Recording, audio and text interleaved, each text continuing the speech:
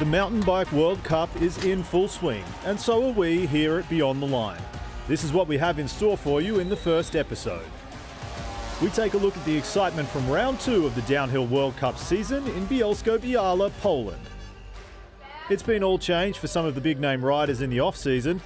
We sat down with them to get the lowdown on who got a new bike this winter and what effect changing teams has had on a rider. When you think of downhill clothing, skin-tight lycra doesn't exactly come to mind. Tahnée Seagrave, though, might disagree. Will this be the next new trend in the start gate? Fresh from his first Downhill World Cup win, Ronan Dunn and ex-CO World Cup leader Hayley Batten join us in the studio for a chat. With the Olympics just around the corner and the competition for places hotting up, it's a race within a race to compete in France. Specialized have had a great start to the cross-country season. We find out why with rising star Martin Vidaurre. All in the company of two-time World Championship bronze medalist Emily Batty, downhill analyst at Red Bull TV Eliot Jackson, and our host with the most, Rob Warner.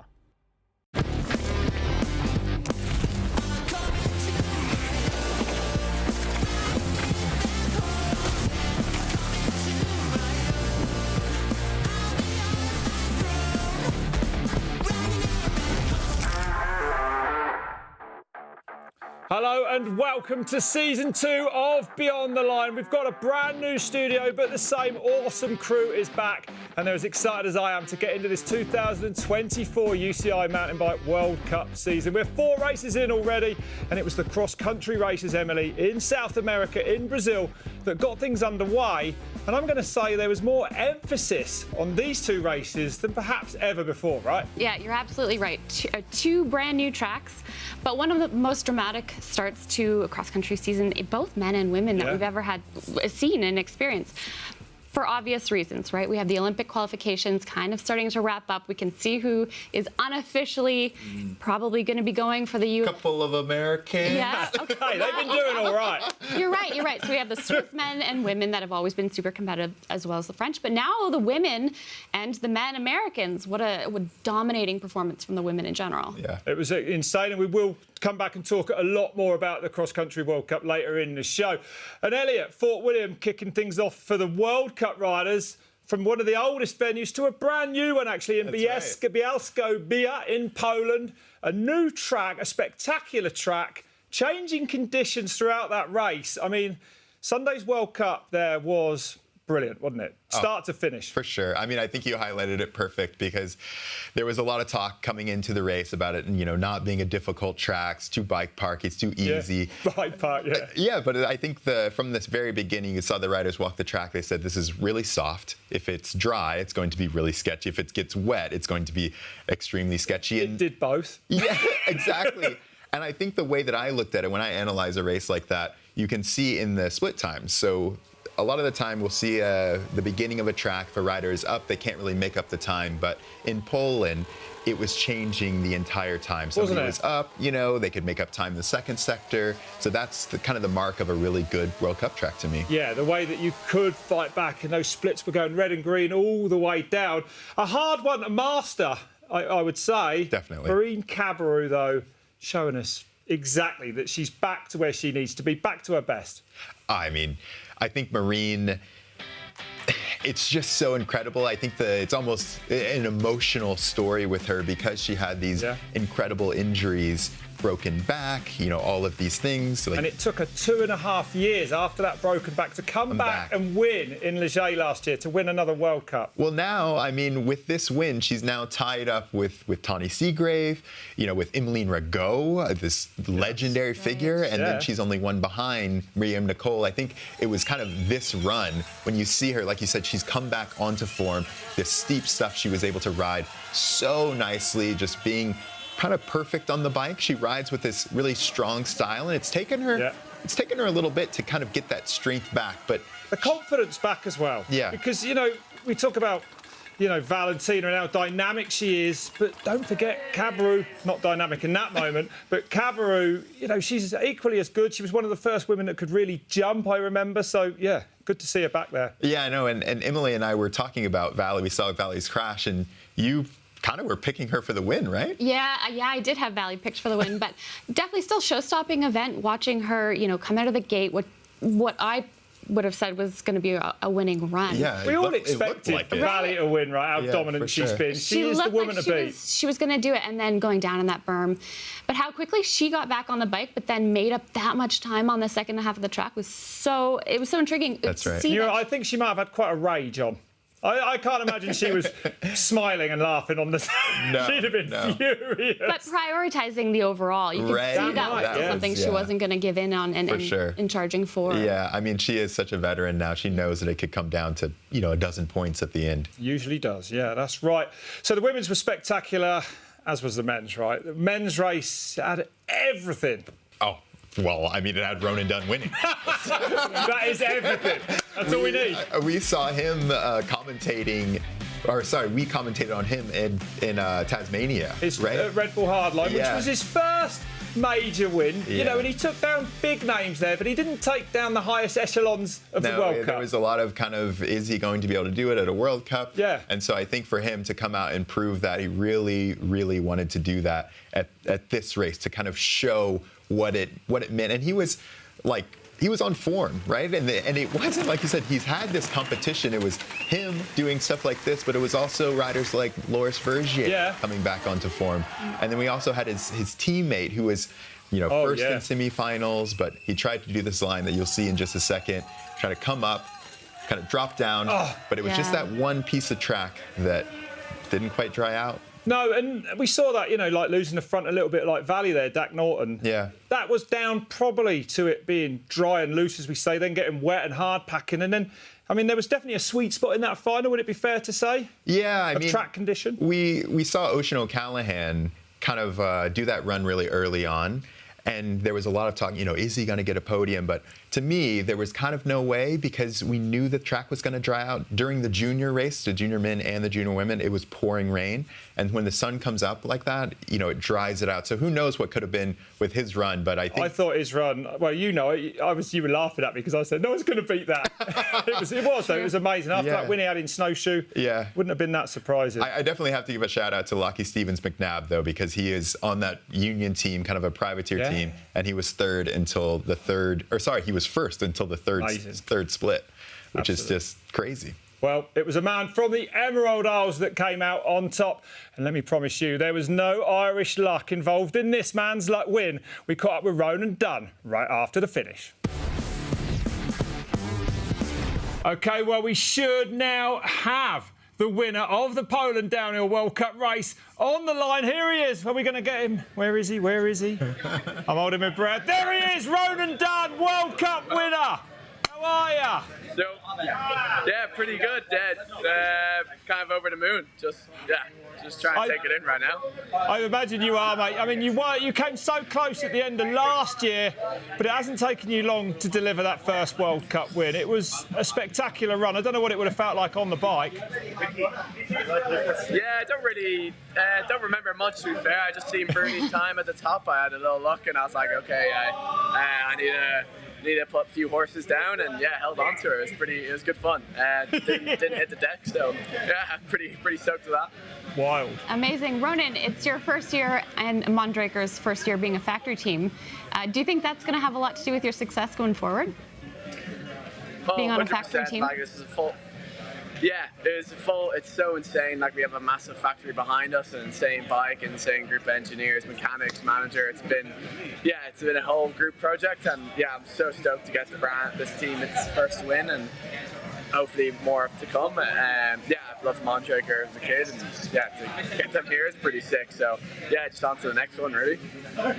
Ronan, I was laughing. I heard you talk about on the podium how you wanted to either go home a World Cup winner or in a helicopter. This track seemed like it was super hard to have that intensity. What do you think? Why do you think it was so hard to have put a full run together? It's just, there's so much going on, and the track was constantly changing. It was so easy to hit the deck, really. Every run, something else is different, and the weather was playing around this morning, and she was lovely for a race run, to be fair. But Yeah, it was a bit of a wild one, to be fair, but it was a proper track. It was, I think everyone enjoyed it. So, is that going to be your a little bit of a secret weapon, World Cup winner helicopter the rest of the season? I don't know. I mean, I was just trying to get myself into that mentality. I think racing now is so intense, and you kind of have to be either we're going to crash or we're going to win. No kind of prisoners. And it was, it's pretty intense running. But I don't remember anything of it. But I think it was pretty good. So it's been incredible. It's been amazing to watch you rise to the top so quickly. You're only just 21 years old, mate, and the wins in 2024 have been coming thick and fast. Did you change anything over the winter? I guess you had the pace at the end of last year, though. I just put more work in the winter. I went to Queenstown, New Zealand. I was down there for a good bit, and then we had Red Bull Hardline in Tasmania, which was a sick opener race. And then it was loads more bike riding in dry conditions this time. So we're definitely used to the speed, but the World Cup speed and then the factory team as well. I think it all just kind of plays a part. So, and then me not really acting the bollocks and putting the head down really was sick. You've absolutely got it rolling, mate. And it does seem to me, Ronan, like you're a man who likes a brand new track. You mentioned Red Bull Hardline in Tasmania. The first time we went there, you won that. You smashed everyone there. New track in Poland. You smashed everyone here today. We're going to Red Bull Hardline Wales next, and it is going to be another new track. I bet that you're feeling pretty good going into that one, aren't you? It's only a couple of weeks now. Yeah, 2 weeks' time. I'm buzzing for that race. I've seen the track. I've seen some bits of it just from some Snapchat stories, and it's looking pretty insane. It should be. So I'm gonna be taking the same World Cup approach to Hardline. Like Hardline's a sick race as well. I love it so much. So I'll be going in with a similar approach, and just trying to go for the win really. And I'll be riding a different bike for Hardline this time, back on the World Cup bike. So I'm looking forward to bringing that to the Hardline, which should be sick. You might be even fast. Well, I think we've got to wish you congratulations, mate. It was spectacular today, right? We love to watch and see you win, mate. It was absolutely amazing. You've impressed me today. We're now going to go to someone who's impressed Eliot at the first two races of the year. The only thing that's higher than Dakotah Norton's bars is his skill on the bike. Hailing from Tennessee in the USA, he is a perfect example of what hard work can do. From sleeping in a van and struggling to qualify in 2015 to being one of the most creative riders on the circuit and a consistent threat to the podium week in and week out. A fourth place in Fort William puts him in rarefied air in the downhill world, and if I were to guess, I'd say this won't be the only podium he celebrates this year.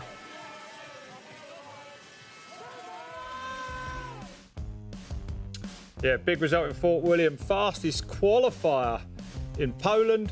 No wonder he was your pick. What are you going to tell us about him? Yeah, he had a bit of bad luck in the final, but really I just want to highlight the different body positions. So on the left-hand side, you have Dakotah Norton. Right-hand side, you have Ronan Dunn. Look at where Dakotah's head is, and I'll go over that same roller for Ronan, and you can see just how crouched Ronan is on the right-hand side. Dakotah talking about how his arms are a little bit shorter, back's not super strong, something he's working on. And I just want to kind of highlight what those high bars do. Almost looks like he's sitting on a dining room chair coming down the race, compared to Ronan, much more hunched over. And I'll kind of just go through and highlight the differences here.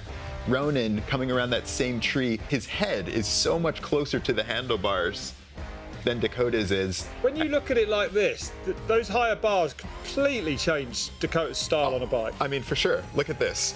His back is behind the rear axle head, almost even with the bottom bracket. I'll pause it at that same part where Ronan is. Ronan, almost even with the bottom, the axle, and then his head is in front of the bottom bracket. Yeah, look at that. And so Dakotah's going to have to run a much softer front end. He's going to have to run, like it's almost a completely different riding style, kind of what he can do on the bike.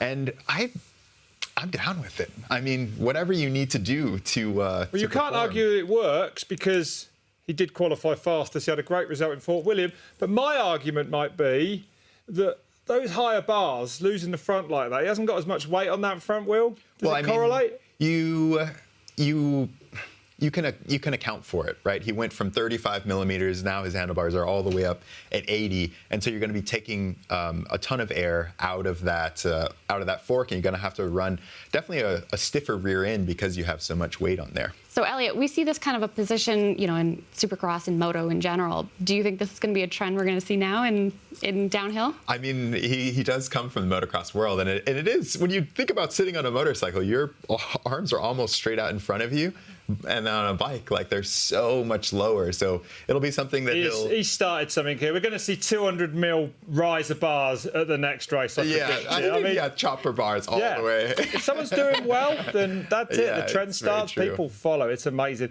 Well, let's have a look at the overall World Cup standings then after those first 2 World Cup downhill races. And it is Loic Bruni, the Frenchman, standing triumphantly at the top after that win in Fort William. Another good result in Poland. Look at Ronan Dunn, though. No, Ronan Dunn. Whoa. I mean, he's right there. I love to see Troy, in the top 5. He's really kind of come back into form, got that aggression back. Dakotah coming back up on this is unfortunate, not getting points in the final there. Speed's there, though, isn't it? Yeah, and we see Finn Isles drop back a few spots, too. That's right. Yeah, hopefully he can redeem himself from last season. Sure. Well, we've been talking about Dakotah Norton. He had a big team change this winter. He wasn't the other one. Here's some of the other notables.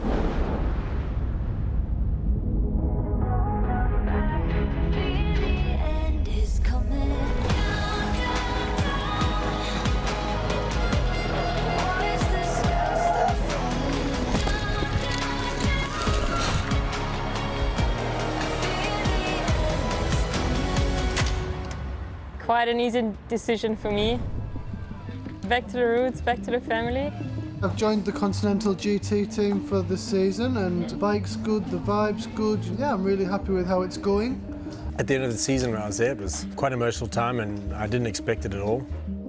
You can be quite emotional and upset about it, but it doesn't really change what's happened, and managed to be in this lovely place. I mean, look at it. I think it's always different if you come as an addition to a new team. No, I'm the new one, I don't know the inside jokes. You kind of have to see and adapt and listen what they're talking about. I think for myself, I'm quite good at adapting, so I'm really quite versatile. So for me, it doesn't take me so long. We've got some great riders through coming up that can experience what I feel a team should operate like. To me, it's a dream team. I really like the idea with how the team thinks about certain things. We are all living uncaged. The riders are allowed to ride whatever parts they want. I had a few options to look through, but it just seemed the option where I had most opportunity to build something really special. So I've got a few roles. My weekly role is directing the team, and then when we come to a race, I'm going to become a rider. I've seen him working with Gracie and Lucas and Kurt. And he just wants to share his knowledge now with these guys. This rock and that way, and go this way and avoid this and approach it this way. It's really cool. Kathy has so much knowledge of World Cup racing and how a team operates. It makes a team just run a whole lot smoother. I wanted to take Greg to the end of his career and be with him and give him all the support. And then have an opportunity to come back is a dream come true. The goal for me is always to go out and try and put it on the top step of the podium. And with this team and the backing that I've got, I think I can do that.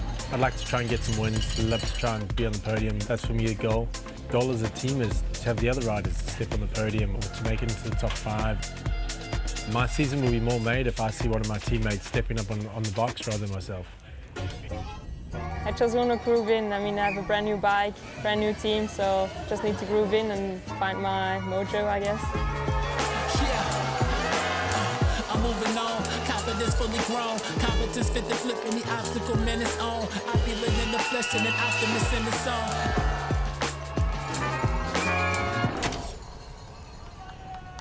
Well, those team changes definitely working better for some riders than others, and when I say that, I can't help but feel so much for Greg Minnaar. An acrimonious split from Santa Cruz, heavy at the end of last year, set kind of his own team up.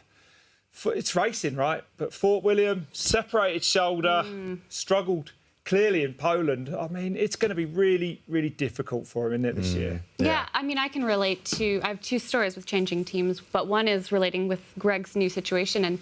And when I started, or coming off a factory team and starting my own World Cup team and co-directing... Yeah, because you did that. Yeah, I mean, it's a lot of stress that you don't really anticipate. Totally. You're managing or directing, 7+ people in logistics and finances. And it's a lot to take on top of trying to be a professional athlete. And the other story is very, very different. Back in 2010, when I went on to Truck Factory Racing. And Truck World Racing. Right. And I was teammates with the Flukiger brothers from cross country, but downhill. That was the year, Justin Leob, Andrew Needling. You weren't exposed to downhillers. Yeah. So here I am at such a young age. And just experiencing the cross country now being mixed with the downhillers. This is one distinct story that I was on stands Giant. It was a mixed team. Very interesting. I remember vividly one of the first dinners in Val di Sole and Andrew Needling's whipping a loaf of bread, it was a bun or something, across the table and just smashed me in the face. And wait, why did he throw a loaf of bread at you? I don't know. Downhill. I remember going up to my room and being in tears, being like, what have I done? This is crazy. What are these downhillers all about? Food fights were a big part of downhill. That's downhill culture. They were. Yeah.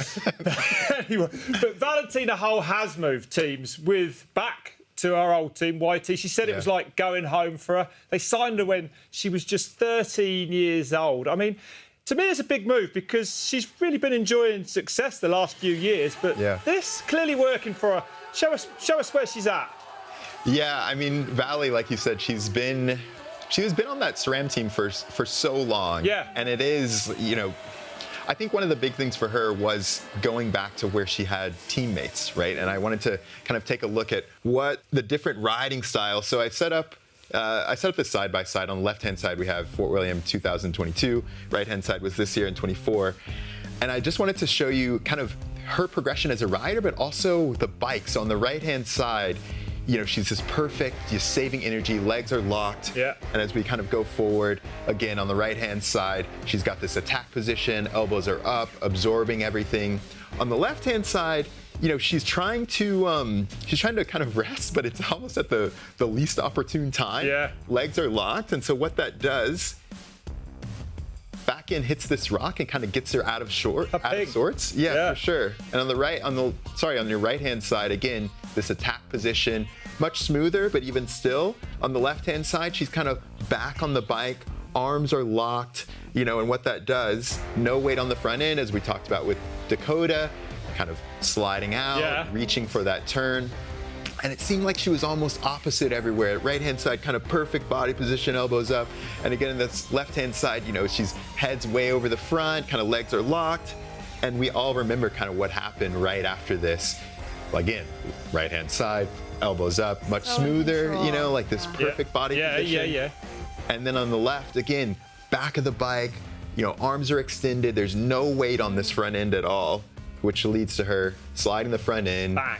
And then going down. And so it's really interesting to me to see the progression of, not only the riding style, but I think that comfortability on the bike. And I don't know if that's something that they tested a lot in the off season or what, but she could have been working harder on herself, on her fitness, because like you said, to ride a bike as you want to ride it, you really got to be strong. You've got to be fit. I could do it for the first 30 seconds. And then that's how it is, though, isn't it? Anyway, let's have a look at the overall World Cup standings then for the women after those first 2 downhill World Cups of the year. And it is at the top, Valentina Höll, but not by much. Look at that. Tani Seagrave right there. Camille Balanche in there as well. It's super tight at the top of the women. I mean, I love to see Tani Seagrave in second. And I also, a shout out to Anna Newkirk, on that Beyond Racing team, fully privateer, as everything gets kind of more, expensive and more elite, to have that. And, her be number 7 is amazing to me. It really is. Amazing. All right. Well, we're going to change the subject now. We're going to talk skin suits. Oh, excuse me, speed suits. In one massive, shocking pink move, Tani Seagrave broke the internet at round 1. We went to Fox December last year and we were introduced to the speed suit for the first time. And they're looking for marginal gains all the time. And the guys realised this would be great for downhill. The only problem was, obviously, for downhill, it's got to be a 2-piece. So then they really started working and came up with what you see now. I think speed suits are a fast topic, not just a hot topic. Yeah, Fox produced the Speed Suit RS, brought it to the first World Cup, ready to race, tailor-fitted to the athletes who had it. The response was kind of like, wow, it looks good, it goes good, and everyone's kind of resigned to the fact that this is the direction the sport needs to go. When you see Tani in it, it's kind of fit for purpose. It doesn't look out of place. Like back in 2004 when they were wearing skin suits rather than this is a speed suit, it looked totally different and it wasn't fit for purpose. It was used for road racing and they were using it in downhill. The sport's mature enough now, professional enough now, that we're not just going to do like we did in the 90s and 2000s. They've got some data which shows that it has the potential to be considerably faster in the right circumstances. We have sections where you're over 50 kilometers an hour for 2, 3, 4, maybe 500 meters, when aerodynamics is way more important. If you, in your own mind, feel as though you're kind of better in it, then you'll get a better result in it. And so, yeah, I mean, I'd feel invincible in it. Look at it, if I could get it on.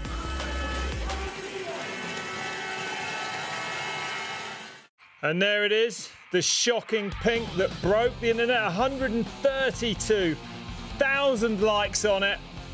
But in all seriousness, Emily, as shocking as it is, and as bright as it is, it does have massive function that you know about, right, from cross country. Seeing downhill racers in baggies is like watching Michael Phelps with a T-shirt on. It seems so ridiculous. I didn't realize it was just a style component all along. If you guys are looking for milliseconds, that's the most obvious thing. Oh, I mean, you know all about it, right? You were, who do you think wore it better back in the day? The peak was a little bit low, but I mean, otherwise, look similar to Tani there, right? I don't think I'd be breaking internet dressing in lycra, do you? But I mean, it started in the 90s. We all wore skin suits because the teams made us. That's all we knew. There was nothing else, actually, because cycling only had lycra. Sean Palmer, this snowboard dude, turns up in the mid-90s, head to toe in the baggiest Fox motocross kit you've ever seen. He looked amazing. We were all like, why are we dressed like this? And he's wearing that.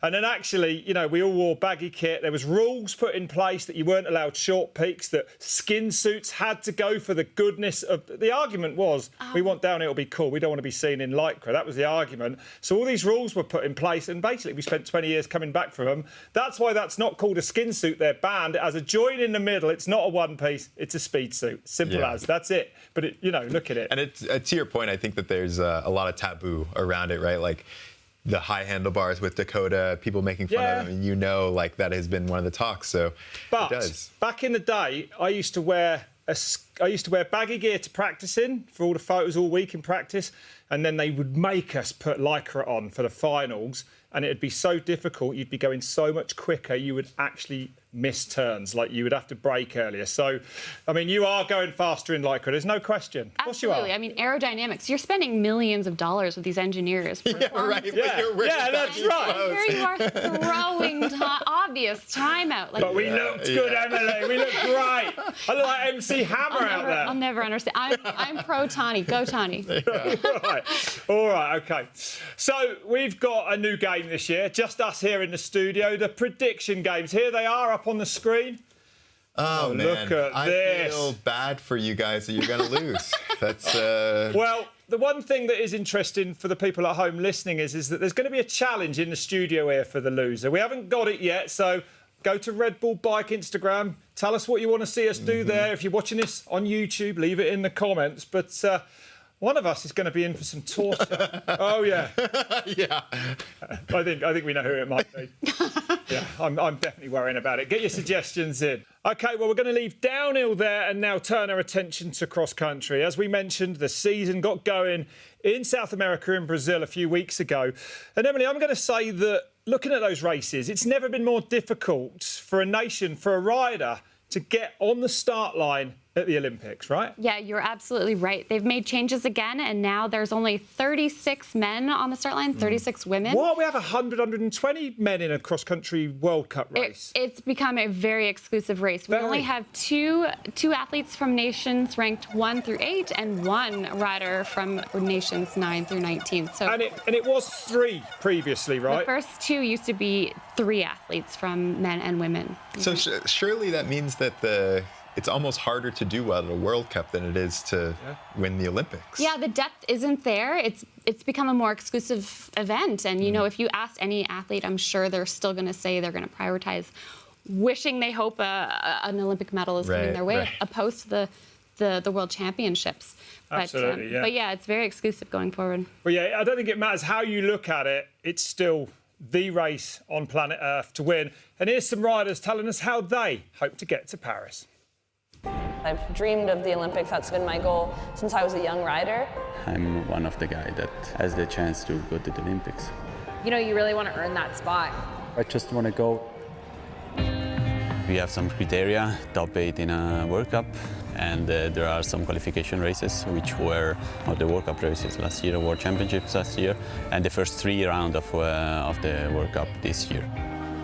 For sure it got harder because we have one spot less. For all the strong nations like Switzerland, France, it's pretty tough to just have 2 spots. We are like 3 riders in the top 8 in the world ranking, so that makes one of us needs already to stay home. In the end, it's a competition, but I don't watch too closely. I just want to concentrate on myself to deliver the best possible on the day. I skipped almost all last season due to an injury, so it was key for me to get some results, to show also to the federations that I'm capable to ride in front. Top 20, that's not enough to qualify. So if I would actually miss the Olympics because I wasn't in this shape to beat the other guys, yeah, that would be bad actually. So yeah, there is a bit pressure, yeah, but pressure can be also good. My goal is still to prove that I can battle for medals, and I want to go to my 5th Olympic Games. For Olympic selection, it's a bit different every time. They come up with a criteria that they think is fair. One is a top 5 at 2 of the first 3 World Cups. It's really focused on performance on the day, which I think they want to prove, you know, who can on Olympic Day either be ready to win a medal or be future medal potentials. In the last few years, it's been really cool and challenging to see the level of U.S. females rise. And for sure, it's always challenging, but it's bringing all of us up.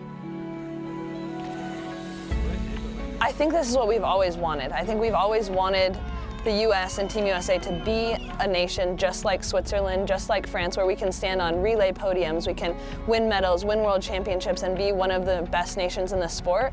And we've been working on that for years. For me personally, of course, it means that I have to be at my absolute best to be able to make that team.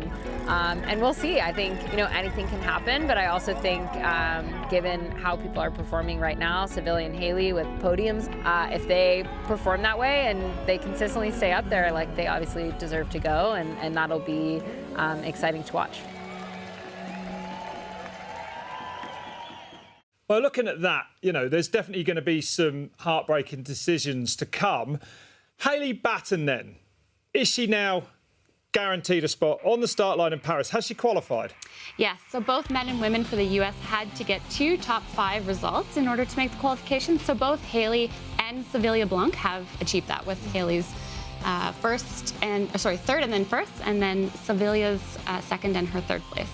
But in the men, actually, so we actually have the U23 rider from Truck Factory Racing, Riley Amos, who is, he has automatically qualified. He's kind of going under the radar, but he has 2 firsts in Brazil. He's qualified? Correct, whereas Christopher Blevins, with his 1st place and his 22nd place, hasn't yet actually automatically qualified. Yeah, because he needed those 2 top 5s. Yeah, and the 22nd didn't quite get him there yet. It is all going on. I mean, that's just the US team. Here's the Swiss team's head coach, a man who's going to be scratching his head all the way to July. There is no advance for no rider. We will decide on the last race. We will take in consideration all these races, and then you take the decision. It's a difficult situation and a hard decision, but in the other side is it's also a good sign, because you can select riders with which you can take also win a medal in the end. No one has a bonus now. If we had the start place fixed from the Olympic champion, then it would be different. But that's not happened. So everyone is in the same start line in the end. Difficult decision, he said. I would say a near impossible decision for him. The Swiss men, there's so many of them. What do we know, Emily? Where are they at? Well, we have 4 riders that could be going for a medal. We have Matthias Flukiger, who placed silver in our last Olympic Games. We have Nino Schurter, who we know is more than capable of getting a medal. We also have Lars Forster, but then we also have Filippo Colombo, who had a 3rd and a 4th in Brazil. So there is crazy. So much competition amongst and don't forget that Flukiger and Colombo both won World Cup races in the last 12 months, right? So it's actually a reality that they may not go. Yeah, and that's the hard truth about this. Actually. Yeah, it's so difficult. 2 of them are going to be sitting out. Would they that are more ever than have capable of a discretionary pick? Even with Flukiger, surely he would be more likely to be a discretionary pick or something like that? Well, watching the national team coach, it sounds like they're going to draw out the criteria as long as they can to get the best performance for the day. So we're going to have to find out and check who's going. I was going to say, that's the men in Switzerland. The women is a way gnarlier situation because this year they can only take 2. Last year, their team of 3 each took home an Olympic medal. So there is definitely an Olympic medalist unable to go this time. Yeah, exactly. And same situation. We're likely not going to see Sina Frey go, and we're likely not going to see Linda go as well. They were 2nd and 3rd in the last Olympics. But again, super competitive in that Swiss team. Yeah, so how do you manage that? Because right now it seems like it's the most important time for selection. But if you were to peak right now, then you ruin your chances to do good at the Olympics. Yeah, you're right. There's a lot of peaking going on in the early spring, which does compromise your potential of peaking midsummer. Which leads me nicely to lead on to some of the riders that didn't make the trip to Brazil, right? And one of those especially is Pauline Ferrand-Prévot that we'll come to. Yeah. Pook Pieterse, though, she wasn't there. She decided to concentrate on the road, right, and not make the trip all the way to South America. Yeah, Pook, as we know, she races a lot of cyclocross, a lot of road, and she's done so many different tours on the road, and that's been her early spring focus. And she just actually got 6th in Tour de Flanders for the women. So big congrats to her, and we'll see her likely in Czech. I think for the first we will. time on the mountain bike. And don't forget, Novia Mesto is the last official qualification race, right, for the Olympics. Is that, I actually mistaken myself. Pook did just win Eurochamp. That's right, she did. Yeah, so she's on form. We know she's on form. Okay. She's always on form. Mona Metawalner, not on form at the moment? We did see her down at Cape Epic, and she got an illness that she, I guess, was lingering, and it did compromise her early spring races in the mountain bike scene. But she, again, was silver at the Euro Championships, so she might just take a little longer to come into form, but that might be a blessing in the long run. Absolutely, and the woman that we've got to talk about. Pauline Ferrand-Prévot, right? Now, we believe that she has been given the unofficial nod to be in Paris. Of course she has. It's Pauline Ferrand-Prévot. She's world champion. That might be the one. She hasn't had to have an early season peak, right? She's just going to smaller races, dominating them, getting enough points to get a good start position in Paris. But this early peak, she can put everything just into July, correct? We're watching Pauline do what she is an expert at. She has 5 world champion titles to her name in the elite category alone. So this could very well be another one of her formula and recipe. She's just executing so well. She is racing lots. She's done 6 races already. For her, I mean, why hasn't she been able to do the same thing at the Olympics in the past? Well, there's a lot of pressure on that Olympic Games, but she's going to be hungry. This is the one thing that she doesn't have in her toolbox. She can't quite say she's an Olympic medalist yet. So we're going to see Pauline putting all her eggs in this basket. In Paris. Can you imagine? Yeah, I could. Yeah. No, I can't. She was nearly there in Tokyo. Yeah, this is going to be unbelievable to watch this one. It really is. If it's anything like the downhill in Leger, which I know it'll be orders of magnitude larger, man, it's going to be crazy, that's for sure. Yeah, it'll be a good showing. I think in Czech we'll get a sense of where she's at compared to the others, which will be a good showing for mid-season performances. All eyes on that next week. Yeah, let's have a look then at the overall World Cup standings for the women then, as they are at the moment after those first 2 Brazilian rounds. And look at that. Jenny Rizved's there in second place. Sevilla Blanc having an incredible season, third. Evie Richards suffering actually a concussion at the last race there in Arasha. But it is the American Hayley Batten leading. And here is Hayley Batten joining us from her summer home of Girona in Spain. How are you, Hayley? Thanks for coming on. I'm good. How are you guys doing? Thanks for having me. Yeah, we're all doing good. Really good. Really good. And you had a brilliant start to your World Cup series in Maripora this year, but things got a lot better a week later in Arasha. Not only did you win your first cross-country World Cup race, but you did it in amazing style, a perfect weekend, taking the short track before it. I mean, that must have felt amazing, right? Yeah, gosh, it's so hard to explain. Just racing in Brazil, the environment, the fans, the amazing courses was just incredible. And I think when the World Cup season starts, you never quite know where everybody's at and how your form is. I knew I was fit and I was focusing. Obviously, it's Olympic year, so there's a lot on the table. And I think to actually put the boxes to get, check the boxes and do it right. And get my first cross-country win and back-to-back wins was insane. Hayley, it was inevitable, the race within the race. How much pressure and how much were you really thinking about that, if at all? Yeah, I think the big thing for me, the race the weekend before in Maripora, I felt so strong with the other riders. And I think at some point, you want to go as hard as you can and you train so hard and you just want to give it your all in every race. And I think for me, the difference between training to win and actually executing a win, I think is really almost tactics and playing your cards as best as you can with the other riders. And I think I just learned that in the first weekend and tried to make the adjustments that I needed to for Arasha. And yeah, I made some mistakes in the first weekend, and I think to be able to turn it around in 1 week and have a race that I was proud of and I felt like I executed well was, just as big of a win as the win itself.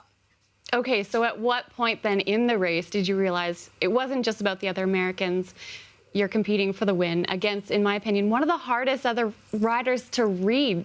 Jenny Rizvid is a poker face expert. So what were you thinking when you were racing with her? Yeah, it's true. Actually, in Maripora, I totally thought she was cracked. I was like, okay, me and Sevilla are running away. Like, she looks tired, and I got this. Like, even if I attack early, like, I feel super good. Way. And I was so wrong. Like, she was on fire and just was so smart about how she played the race, how she played her poker face, and it was unpredictable. And I think I just knew that going. I've never had that type of battles with Jenny before, so I think learning her riding style and also Sevilla as well. And I think it was interesting, like the three of us were really battling both weekends, and obviously Alessandra as well. So I was really just reading my competitors and learning a lot weekend from weekend. But Jenny's fierce, and she's really strong rider, and both technically and climbing. Like, she had so much power, and like her attacks were huge and hard to keep up with. So yeah, it was crazy. It was super exciting racing, and I think some of the most exciting I've ever been part of. Certainly the most exciting for me to watch on the sidelines. I felt like, most of us know Jenny has one serious match in a race, and she's so calculated with when she uses it. Did you feel like it was coming on that last lap? Were you trying to get a jump start on that lead, or were you waiting for her to then be in defense? Yeah, in Arasha, I got a little bit worried because I attacked pretty early through the start and finish, just kind of keep everybody off guard, and everybody was kind of sitting up and chilling. But then, obviously I was still leading going into one of the big, halfway through the main climb. So then I was like, oh no, I've done it again. Like, I thought I was smart and I played my cards well, but she's like still in the perfect position. And so she actually put in a huge attack, like right after this steep pitch. And that, like, I think I lost maybe 3 bike lengths on her. And the fact that I even closed it, was insane. I almost settled for second in honesty. Like, I thought she was so much stronger, but I just didn't give up. I think I just wanted it so bad. And I was surprisingly able to close the gap and then pass her before the first descent. But yeah, that attack was huge. Like, she had saved that, I think, throughout the race and was just so steady and on wheels throughout, like, you know, all the earlier laps. So yeah, when she went, and it was hard to close again. Haley, you're going into your second games, 9th in the first one, and there's probably a little bit more pressure now this time, you being in the spotlight. Are you doing anything different now that you're the favorite? Oh gosh, yeah, I think no pressure. No pressure. Yeah, I mean, I think that's always been my goal. Like, I think since I was a young rider, the Olympics has always been what my eyes have been on. I think obviously world titles, World Cup wins, like, that's great, but I've always wanted to be an Olympic rider, an Olympic medalist, and so I think. My preparation with my coach, obviously it's like step by step. Okay, we have to qualify and then we want to perform. And so I think we've tested a lot of, what helps me, get to peak level and in this first peak towards Brazil. And I think replicating a lot of that as we get into the Olympic Games I think just trying to be smart and step outside the box a little bit. And when it comes to racing the best riders in the world, you have Pauline, you have Puck, you have Yolanda, you have Jenny, obviously. Like, these riders know how to win races, and they know how to win high pressure races as well. So that's a little bit new to me, obviously, this year. And I think I'm just trying to play my cards as best as I can. And I'm really excited. It feels good. And I think this is something I've dreamed of for a long time, to be able to execute like this. And I hope I can keep playing my cards well and just racing at my best. But I'm having fun too. And I think that's really the best feeling. Oh, wonderful. We can see your confidence level has gone through the roof, and you can compete with these women. And I'm wondering, going into Czech now, that we're probably going to be seeing Pauline Perrin-Pirovo and Puk Pieterse. Do you have a different strategy, or are you just going to try to do the best you can? Yeah, I think I'm just going to carry with me what I learned in Brazil for sure. I think it's funny. I mean, as well, Emily, it's when the races go back to Europe, it just seems different. And I think the level is getting really high when we go to races like Mount St. Anne and Snowshoe. Obviously, everybody's there. But I think there's something about when these Europeans are close to home and everything, they know the courses. So I think I just have to be ready for everybody to step up again. And I think just being racing as smart as I can and just being ready for the level, I think, to go up even another notch. And I mean, there are races going on in Europe right now. In Czech, there was a race in Zadov, and then also in Heiming, there's a top race. So kind of just like watching where everybody's at. Obviously, Mona's coming back from the Cape Epic. So I think there's a lot of riders that'll be super strong and just being ready for going hard. Like, these races are relentless. And I think that's what's so cool about women's racing right now is I think I could probably name 20 women that are just right there and could get on a podium. So that's pretty cool. And it's fun to be part of that type of racing. We want to wish you all the best of luck next weekend, of course. Novia Mesto is right upon us now. So, we know you're going to be right near the front there, Haley. Thanks very much for taking some time out to chat to us now. It's brilliant to talk to you. Amazing and just great to see you having so much success and enjoying it so much. Yeah, thank you all so much. It's great to talk to you. All right, OK, we'll leave it there then. Thank you, Haley. Thanks, and from Haley. one specialised rider to another, here's one that's really impressed Emily Batty. My rider pick for the first 2 World Cups in Brazil goes to the most outstanding show-stopping performance from the USA's own Christopher Blevins. The 26-year-old absolutely blew us away, proving that with grit, determination, and a whole lot of self-belief, anything is possible. From a challenging start to the week with being bit by a poisonous caterpillar, placing 37th in the short track the day prior, to his relentless effort on the cross-country track, mirroring his impressive victory on home soil in Snowshoe, West Virginia, back in 2021. In the second World Cup a week later in Arasha, we watched Blevins recover after a crash in the start loop that put him in dead last, and overtake a record-breaking 80 racers to finish in 22nd position. Well, Blevins definitely the right choice the way he's been riding early season. Why, though, Emily, has it taken him so long from that first win in Snowshoe a couple of years ago to take this second win? Yeah, it's hard to tell, what he's done in those few years, but we know he's more than capable. He has an incredible history of being on the bike from as young as 4 years old on the BMX up to 12 years old. Right, he's raced road and he's, on the gravel racing. So, we know this guy is completely capable, and having just witnessed 2 incredible performances, maybe this is a new chapter for Christopher, and he'll be at the top for some time to come. Yeah. Well, I know he has the skills. I mean, there was this Instagram clip where he jumped BMX section, land manual is insane. And I guess kind of leads to the other point about that second race in Arasha, hitting that pole, going over the bars. And then you were saying he passed 80 people in one race? Isn't that crazy? Yeah, if you, in a World Cup performance, pass 30 athletes, that is a personal success mission. Gotta be. Yeah. We saw Tom Pidcock back in Albstadt pass 70, and that was what everyone was talking about. But we watched Christopher pass 80. That's men. actually, and if you're doing Tom Pidcock kind of numbers, you're a friend of mine. That is for sure. Another man actually who's had a brilliant season so far is Martin Vidaurre. Here's a bit more on One Hot Chili. If I look back in time, first year riding Europe, I remember being also on the back, and it cost me 1 or 2 years to get in the first position in each category, like junior, then under 23. 23 was just a learning year. Martin coming through in 28th position. You need to take your time, you need to step it, but little by little. I don't like to rush it or to win tomorrow everything. I am not in a hurry. I don't want to win everything. Don't worry about it. It's good to inspire also people, do your work properly, and also have fun in a way. I think it's just part of the process.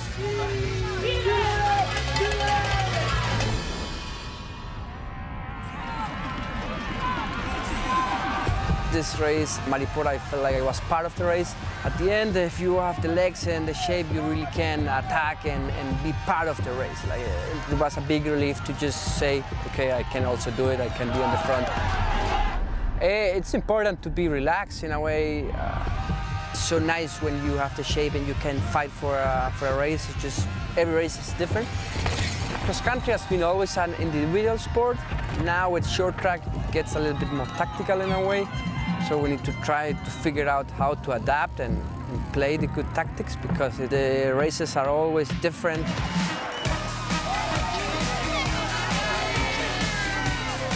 A weekend like last weekend, I mean, everything needs to come together to have all 3 riders right there at the front to actually be able to play a team tactic. The team is just amazing. We just get along each other very well with the girls, with the mechanics, with the physios. Like, it's a big team. We talk a little bit with Chris, we know each other very well. Let's see how it plays, but for the first, we are gonna battle also each other out.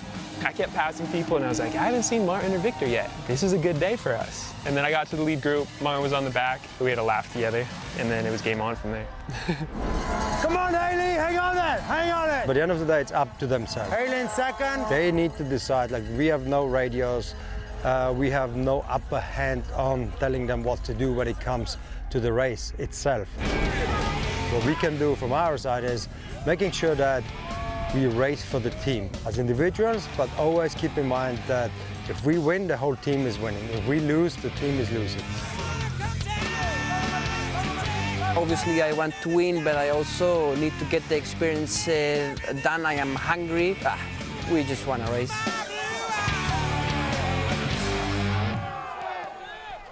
Well, Martin really looking like he's enjoying himself. I mean, he's a former under-23 World Cup winner, world champion. Yeah. First year elite last year. Wasn't that spectacular.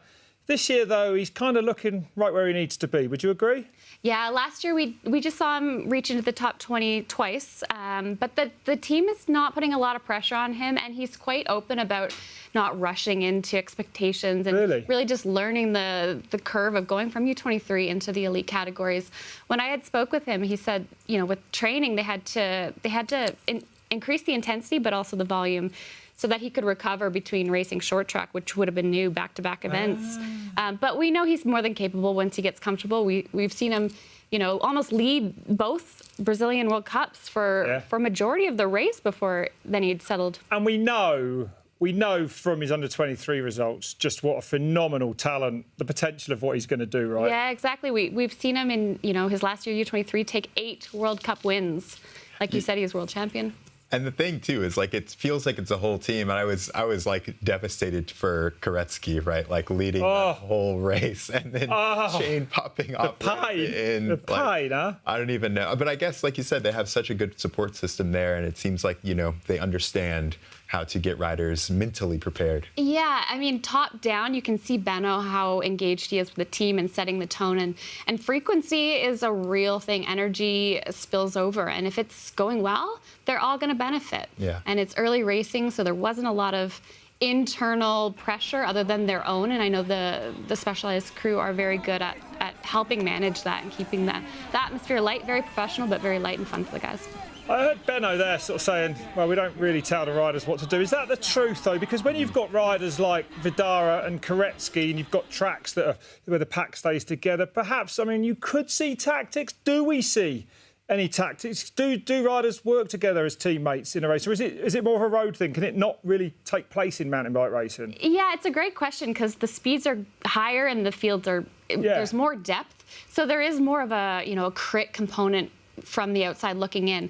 But these guys are hungry for those individual results. Right. And as much as I want to say there is team tactics, it's more about not working against each other. So if you have a teammate up the road and you're leading a train that's maybe falling back, maybe you're don't not gonna bridge that gap. You're going to let someone else do the work. But as far as team tactics go, unless you're coming down one-to-one, it's still an individual sport. They've been training on their own, and they want to get the best spot personally that they can get. And Specialized enjoying phenomenal success, mainly, I guess, because of the selection process for those American riders. They've got another man, though, who was brilliant in a rasher and brilliant to see. Simon Andreassen back on top. Emily, what did you make of that? Yeah, it was so great to see. I don't think he was going to be picked from most people to be on the top spot with his 16th the week prior. No. But no, I mean, he's done it before, and you can see he just needs that bit of confidence that we see every once in a while within him. But talking about frequency and team environment, we also saw Alan Hatherley. That's right. Yeah, third place. Third place. So you can really see that the energy amongst teams, Yeah, feet. They do. They I'm really definitely do. going to be interested to see what he does next time because of the confidence, right? Like, didn't maybe quite earn that win the way he would have wanted to. But, I mean, he did out-sprint everyone. So, yeah, it'll be interesting to see what he does with that confidence. And his bravery for passing on that BMX descent. Totally. That's pretty brave of him. But he it was a window and he took it. So that's promising for his later half of the season. See a gap, you got to go for it. Let's have a look at the overall World Cup standings then, as they are for the men after those first two cross-country World Cup races in Brazil. And it is Victor Koretsky then, with a good lead actually early on. Is anyone going to be able to catch him? I mean, he's going to be in good form, Emily, I would say, this time of year, thinking about Paris coming up soon. 2 second places. I mean, I don't know if there's going to be a more hungry man out there when it comes to Czech. He has a lot to prove to himself, but no, I mean, he was superior in all 4 races down in Brazil. Absolutely was. And that I mean, again, for the first time, we've had to do our predictions in here. Here they are on the screen. Remember, there is a forfeit for the loser, which is almost certainly going to be me. But I've gone for Pidcock in Novo Mesto. Now, we do know... we've all gone for Pidcock in Novo Mesto. That's because I think he needs a result there to actually defend his Olympic crown. So we know he's going to be good. I've gone for Peter Shea. You've gone for Pauline. That's going to be good. Sevilla Blanc for the American over there. I was looking at the stats, and there is a trend line. I mean, I tell you what, I think this is going to be the one. I mean, it's pretty obvious why we all chose Tom for Czech. He has won that World Cup the last 3 years in a row.